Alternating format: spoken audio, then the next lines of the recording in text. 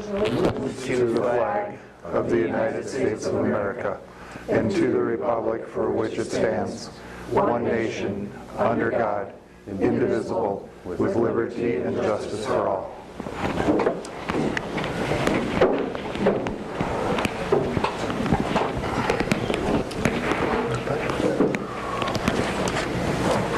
roll call. Chisel. Here. Bell Richard. Here. Carlson. Here. Luce. Here. Bergen is absent. Hadley. Here. Johnson. Here. Approval of the agenda. A motion to approve the agenda. Second. Any discussion? Roll call. Bell Richard. Aye. Carlson. Aye. Luce. Aye. Johnson. Aye. Hadley. Aye. Chisel. Aye. Is there anybody that wishes to make a public comment on anything other than what's on the agenda?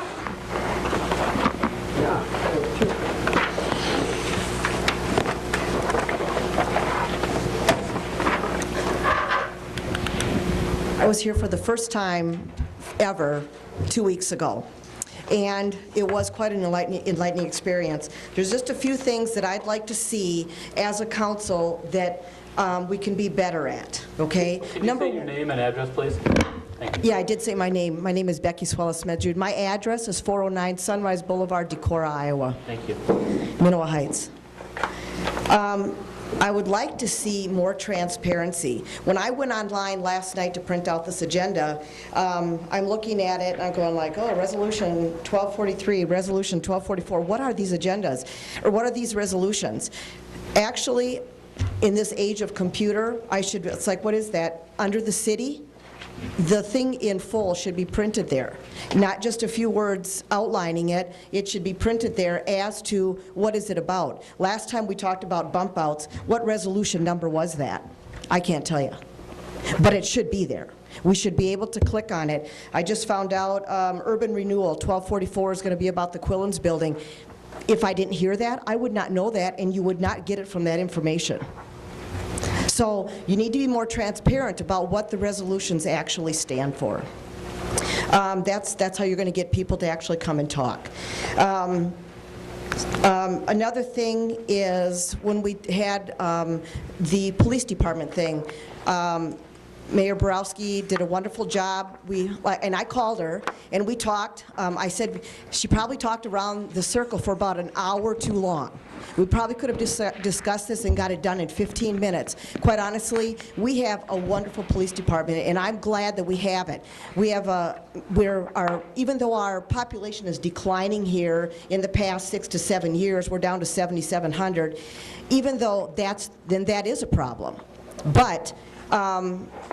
We don't need to look out. I think it's ridiculous to waste taxpayers' money to hire somebody to look outside and find a police chief when we could actually hire from within our great department. And then, because one of the other things was, well, can we afford it? Can we afford it? Can we afford it? No money, no money, no money. If you hire within, and then you're going to leave an open spot, possibly that won't have to be filled for 6 months or however long, I don't know. But at least it's a lot easier to fill from within and hire somebody from the district in our department that knows what's going on, that knows what goes on in the city, so you're not having to spend the next year trying to educate somebody about how something runs.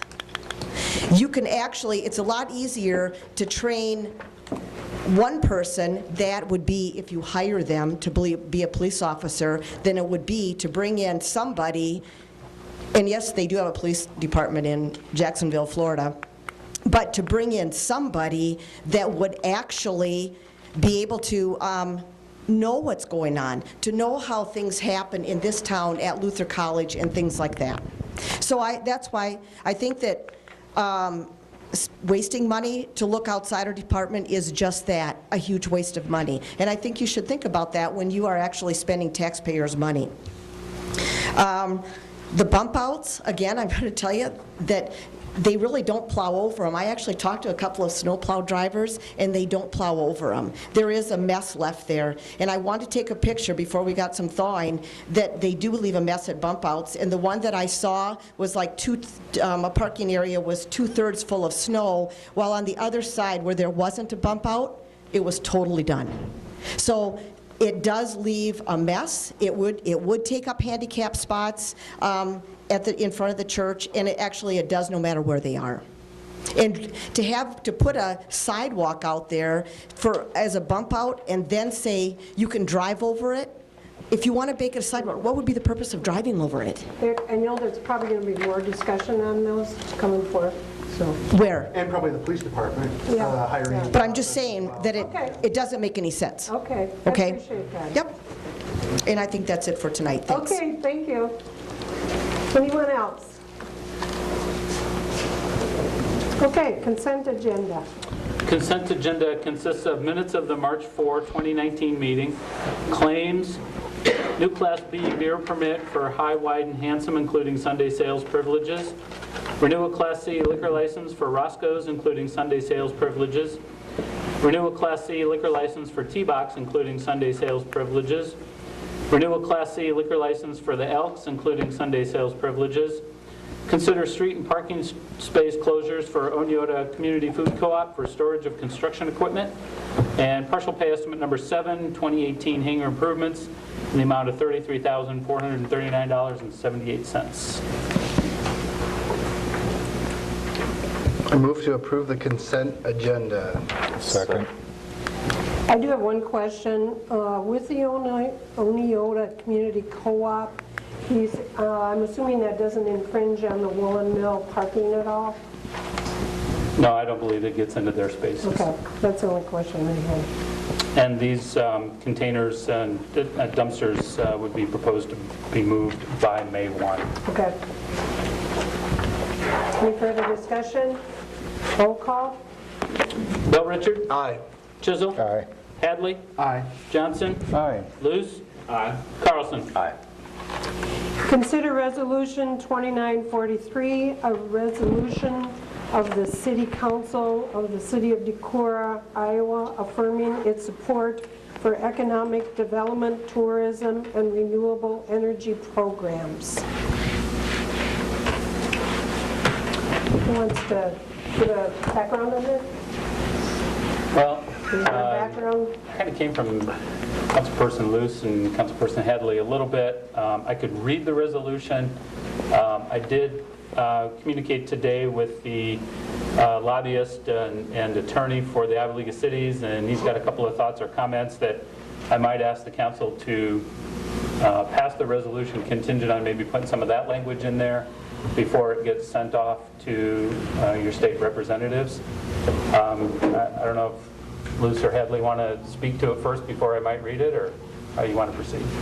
Well, I want it known as far as what 2943 states. Why So why don't I just read it That'd be a first, good and idea. then I'll paraphrase the email from That'd be great. legal counsel. So, resolution of the City Council of the City of Decorah, Iowa, affirming its support of economic development, tourism, and renewable energy programs. Whereas the City of Decorah continues to promote and benefit from tourism in its many forms as a significantly desirable tourism destination in the state of Iowa and throughout the driftless region of the Midwest. And whereas the city has scenic beauty enhanced by the acquisition and development of many parks, prairies, and natural land feature areas. And whereas the City of Decorah and the County of Winneshiek County have seen significant growth and development of the microbrewery industry and support the tourism and economic activity this industry creates and promotes. And whereas the City of Decorah is a leader in locally owned distributed solar and solar renewable energy activity in the state, and the resultant local and state growth in business development and job creation has built significant economic benefit for the local economy. And whereas currently there have been proposed legislation and efforts in the Iowa legislature to enact other legislation that will negatively impact the Decorah community, which is adverse to the prosperity of the community. Now therefore be it resolved by the City Council of the City of Decorah, Iowa as follows. The City Council desires Senate File 548 be defeated. No further legislation be created to restrict the City of Decorah from being able to secure additional land from private individuals, or for any private individual from being restricted access to tax credits from their conveyance of land to any municipal organization. And the City Council opposes efforts to enact House Study Bill 210 and Senate Study Bill 1216 and recognizes their detrimental effects upon Iowa's brewery industry and any similar legislative efforts to impede the growth of that industry. And the City Council desires that ways to increase the availability and utilization of solar and wind energy in northeast Iowa and across the state be devised. And the City Council stands opposed to passage of House File 669 and Senate File 583 as examples of detrimental impacts upon the utilization of renewable energy. And the City Council further opposes any similar legislation as may be proposed to increase the cost to local solar energy distributed producers, and as there has been no study of the value of solar energy created by distributed solar production, and therefore the City Council speaks against any efforts to enact legislation seeking to be in opposition to or work against these resolved desires. Be it further resolved by the City Council of the City of Decorah that the Decorah City Council urges Iowa District 28 Senator Michael Breitbach and Iowa District 55 Representative Michael Bergen to fully oppose this legislation and to refrain from supporting any legislative proposals that does not support economic development, tourism, and renewable energy programs. I mean, So I sent this to, Could you? yeah, what? No, I was going to make a joke, sorry. He wanted you to repeat that. Repeat that? You can watch the tape tomorrow. So lead counsel for the Iowa League of Cities, whom I've been conversing with about this legislation, he says he starts by applauding your city on willing to step into the legislative arena. We need more cities to care about it as much as you all do. I have some general thoughts, but the most important part is that you feel the comments reflect what is good for your city. For solar, is Decorah an Iowa Association of Municipal Utilities member? And we are. He asks because many cities have been surprised to learn that IAMUs registered in favor of the solar bill and has been pushing legislators to vote for it. As with the brewing bill, if you're going to mention how solar impacts the city, then we should mention how that impacts the city as well. I did include with the resolution the impact statement from Toppling as part of the packet, so that's in there. I think his suggestion is just to simply get some of that into the resolution. And then certainly they can see the impact on our community. And I would forward that graphic with that. He doesn't really comment anything else. He does say that we ought to add House Study Bill 165 to this resolution, which I don't have all the details here, but basically would negatively impact municipality budgeting, especially cities. Two key pieces of that is that it would severely limit the council's ability to generate a fund balance. It would limit all fund balances out of the general fund to 25% or less. And currently the council has an established goal for fund balance in the general fund of 30%. Many cities have 40, 50, 60% fund balances, and locally they determine that those are appropriate for their community for disaster recovery, emergency spending, wheels fall off the bus and you got to put it back on, where do you get that money? So, I think, in my opinion, it's unfair for the legislature to limit how this council operates the city and manages its resources. The other one is that it proposes to do away with the $8.10 per thousand of assessed valuation for general funds, and would limit the council in the general fund to 2% growth, period. Meaning you could not raise taxes more than 2% in a given year without, I think the language is reverse referendum or without a voter initiative to raise the levy higher than that. I see detrimental impacts to that when healthcare costs go up 8, 9, 10%, utilities, overhead costs, wages all tend to grow faster than that 2%.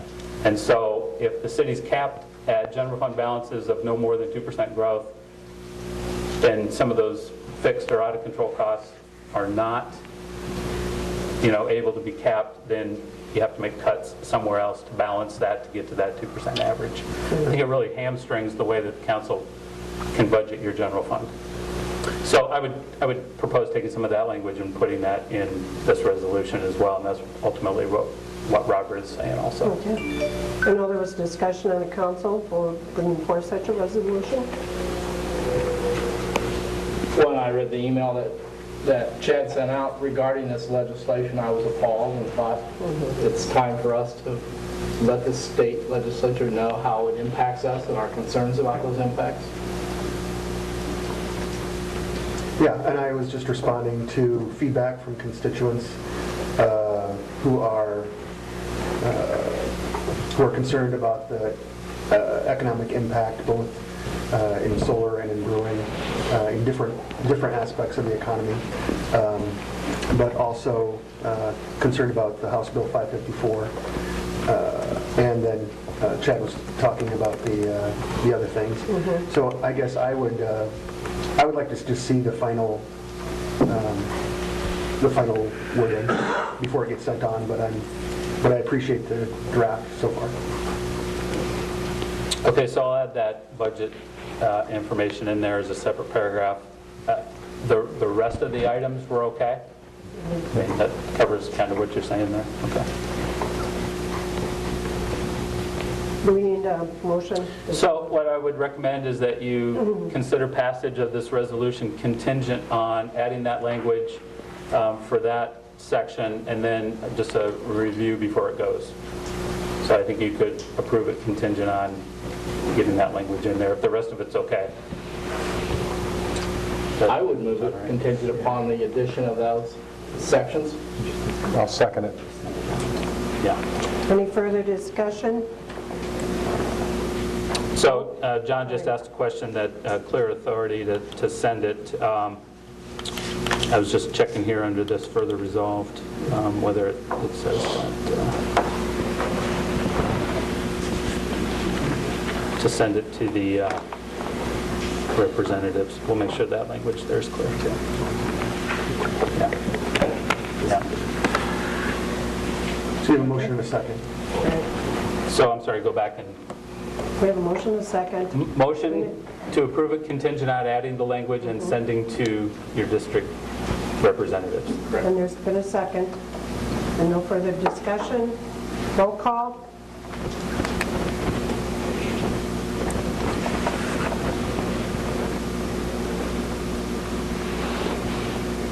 Okay, Luce? Aye. Hadley?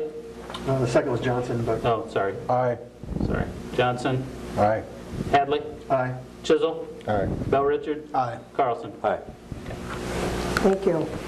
Those are important, and you can follow them readily in various spots. If you've never gone on and looked at the legislative website, you can look at it there. But they do have impact on the growth in our community. Okay. Consider Resolution 2944, a resolution setting date for public hearing on urban renewal plan amendment for the Southwest Decorah Urban Renewal District. Chad? And just for the sake of the public and clarification for the council, I'll read this to Resolution 2944, resolution setting date for public hearing on urban renewal plan amendment for the Southwest Decorah Urban Renewal Area.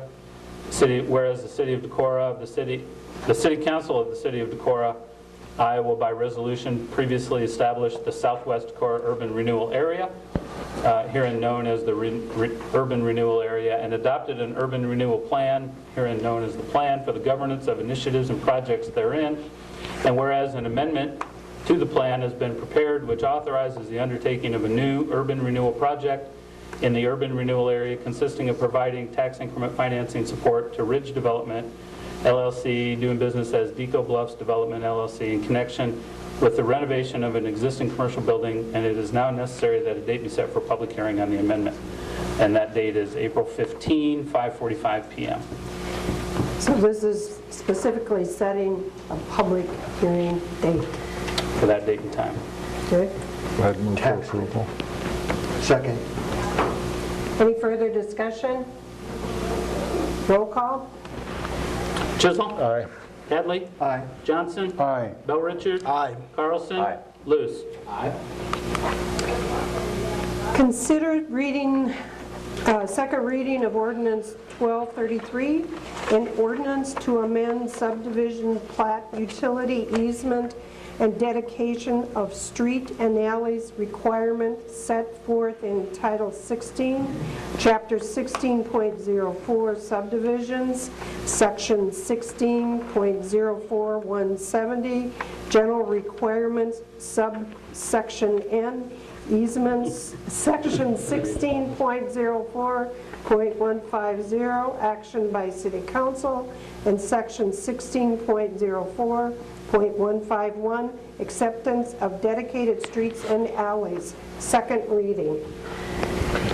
This ordinance makes administrative process changes and clarifies some of the council actions necessary to accept plats and dedicated streets noted as amended in the city's current subdivision ordinance. Full changes are outlined in 1604-170, general requirements, 1604-150, action by council, and 1604-191, acceptance of dedicated streets and alleys. Have we had any comments? No comments have been received at City Hall. I'd move for the second reading of ordinance 1233. Second. Discussion? Roll call? Chisholm? Aye. Luce? Aye. Johnson? Aye. Hadley? Aye. Bell Richard? Aye. Carlson? Aye. And I would move to waive the third reading and adopt ordinance 1233. Second. Discussion? Roll call? Chisholm? Aye. Carlson? Aye. Luce? Aye. Johnson? Aye. Hadley? Aye. Bell Richard? Aye. Consider Resolution 2945, a resolution waiving review of initial and final plat of Hunter subdivision. Okay, you have a map of this subdivision in the 2-mile review area of the city. It's roughly 1.29 miles outside the city limits, south on Highway 52. County Zoning Administrator Tony Phillips has petitioned the City Council and Planning and Zoning Commission to consider waiving a right to review for this simple single-owner subdivision. It's mostly an ag-based subdivision. The subdivision of land is on Highway 52 south, approximately 1.29 miles from the corporate limits. The preliminary plat's attached. Lot 1 is not part of the subdivision and already has a residential structure on it. Lot 2 is a single building. Lots 3 and 4 and 5 are all ag use only. Planning and Zoning Commission has recommended waiving the right to review the preliminary and final plats. So Resolution 2945 would ask the council to do the same. Just a staff comment, it's doubtful that this area, at least in the near future, would ever be annexed into the city. That's generally when we assert a review of a subdivision within the 2 miles, if we would anticipate extending city infrastructure or amenities to that area. That's going south out of Decorah, correct? That's right. I'd move to approve resolution 2945, waiving our right. Second. Discussion? Roll call? Chisholm? Aye. Carlson? Aye. Luce? Aye. Johnson? Aye. Hadley? Aye. Bell Richard? Aye. Consider site plan review, reference 23, 2300 Sweet Parkway Road, Marshall Electric. Sorry about that. The applicant's seeking approval for a commercial site plan in the Decorah Business Park on Sweet Parkway, roughly across from Echo Development Apartments area. The application is fairly simple, not a lot of detail. It's a contractor shop building with adequate parking. There is a site plan checklist in your folder. You can see that the Planning and Zoning Commission has reviewed that checklist and the amenities. Probably the key issues undefined. One would be the stormwater runoff, although I know the applicant proposes to use the infrastructure as it is in the Decorah Business Park. And again, with a smaller lot or smaller construction site, there won't be a lot of runoff. And then, of course, sidewalks are always a key issue up there, but Planning and Zoning Commission and Decorah Jobs have talked about sidewalks in that vicinity, and I think they're really looking at more build out in that business park area and then come up with a pedestrian walkway, bike trail throughout the business park rather than traditional sidewalks. Stephanie Fromm from Decorah Jobs is here, as is the applicant, Pete Marceau, if there are any questions. But the Planning and Zoning Commission does recommend approval. I move to approve. Second. Discussion? Roll call? Hadley? Aye. Johnson? Aye. Luce? Aye. Carlson? Aye. Bell Richard? Aye. Chisholm? Aye. City manager report.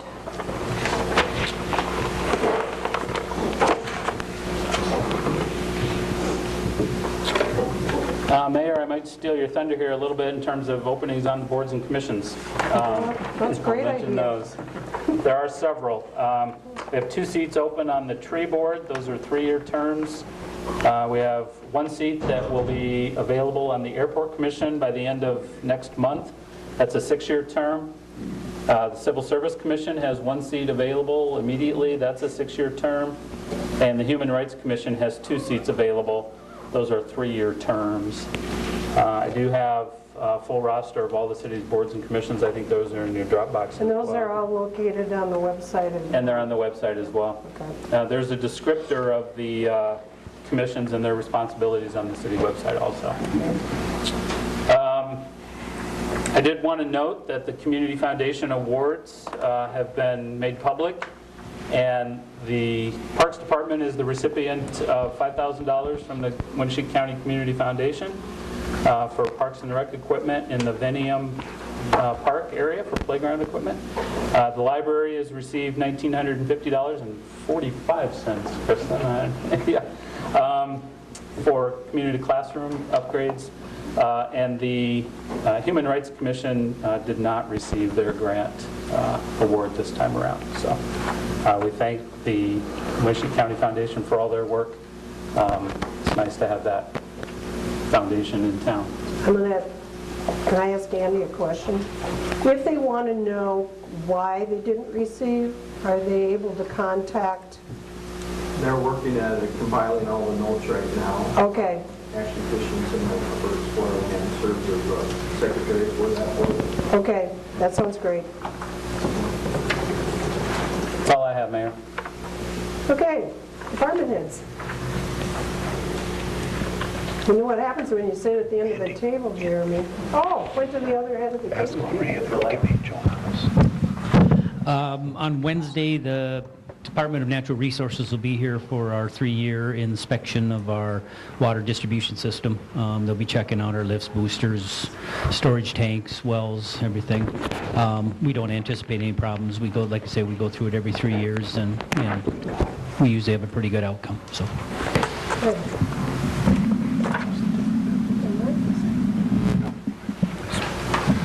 They spread these all around. Well, we went from snow removal right into flood pumping. So last week, Thursday morning through Friday afternoon, we had 2 large pumps down at the floodgates by Wold Park. One of our large tractor pumps, then we'd have to hire a second tractor-driven pump for that area. And then we have 2 smaller self-contained pumps over by Winnebago Avenue and 5th Street. The only road closure where we had water was the road is Valley View Drive. We're going to close that temporarily. So otherwise, everything since it's come down should be pretty good shape there. Unsurprisingly, we had a couple inches of water in our basement several days in a row last week, so we spent some quality time with our new shop vac that we purchased last year, but it seems the worst is over and we're striving out. Good. Good. Anything else? Randy? Nothing this evening, Mr. Mayor. Nothing for me? Nothing at this time, Mayor. Steve? Chad, I had a question on the airport commission. Some of those slots are allowed to be outside of the city, county residents? Yes, they are. Are those slots open, or do we know? If one of the open slots is, You know, I'd have to double check. I think they might have 2 slots open. Right now you have 1 county resident, so. thank you. Yeah. Go ahead. Okay. Ross? Nothing, Mayor. Could you just give a little teeny update in knowing that Locust Road Right is on, that we've got a plan that we're working towards? I know it's been a little rough going down there. Yep, the engineering is continuing. Okay. And today we had the meeting about the Oneota Bridge, and we got the timeline for that one. Okay. And we'll be having a similar timeline coming up once the initial engineering is done, but work is continuing on Locust. Okay. And I just want to make sure. Nope, it hasn't stalled, it's still continuing Thank you, on. thank you very much, I appreciate that. Nothing, Mayor. How about Alex? So just late this afternoon, the Board of Regents announced that they elected a new president.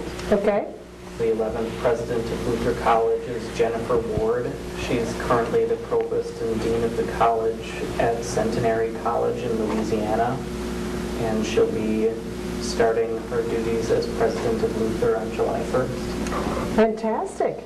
I've been waiting for that. That's great.